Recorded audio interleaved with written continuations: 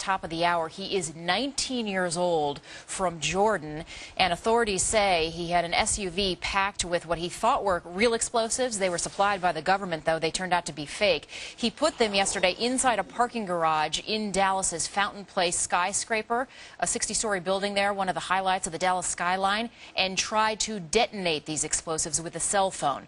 Then he was arrested. Hassam Smati is his name. We expect to see him in a couple of minutes in that courtroom. With us now is Congressman Michael McCaul of Texas, ranking member of the House Homeland Security Intelligence Subcommittee, and he has been briefed on this case. Congressman McCaul, what do we know about this guy, 19 years old?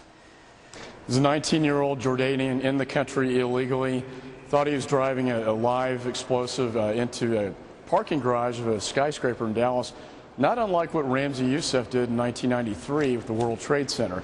The information I'm obtaining from the FBI and Homeland Security officials are that he was sort of a self-jihadist, and that currently the information is that the investigation has not tied him to any other terrorist organization. So I think that's certainly, I hope that remains the case.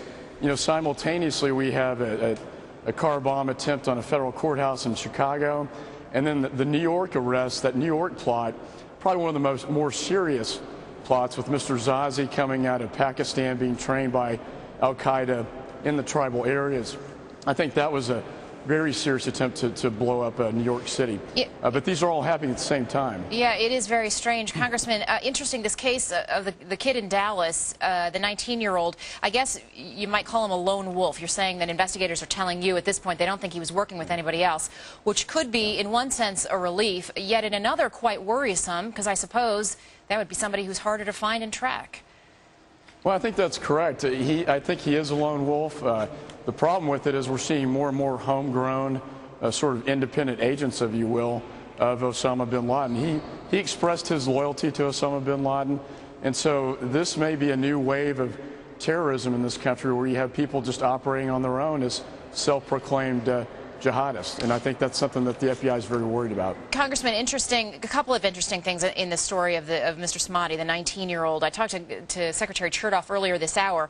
The neighbors said they were stunned because he was a young guy who would play with their kids, and they said he liked to dress a little bit flashy but very American. One of them called him, you know, an American rock star, the way he dressed with a belt that had a sparkle buckle on it and such.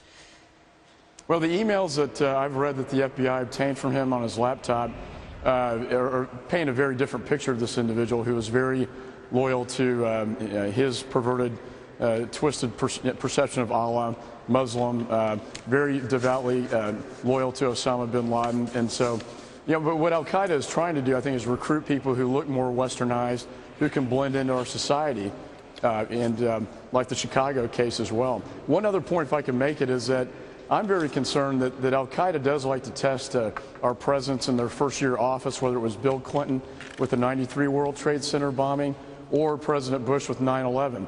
There's a lot of concern out there that with a lot of the activity going on right now, that this president right now is going to be tested in his first year of office. Yeah, which we have seen with several presidents, as we know. You know, one last quick question for you, Congressman. Interesting, the feds say that Mr. Smati said he didn't hit the airport and he didn't hit the National Guard Armory because he thought those facilities were too secure.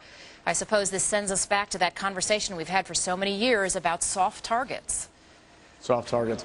And this building was a soft target. He was looking at bombing the airport, thought it was too secure, but there are still a lot of soft targets out there, sporting, entertainment facilities, large buildings. They're all very vulnerable still today. And that's exactly what they look for. Financial institutions as well. Western hotels have been a real big target for al-Qaeda as well. Congressman Michael McCaul, good to see you, sir. Thanks for your input. And Thank again, you. We expect to see Smati in court in about 15 minutes or so. Thank you. Do you worry about tracking the tax dollars the federal government says it is spending on the stimulus program?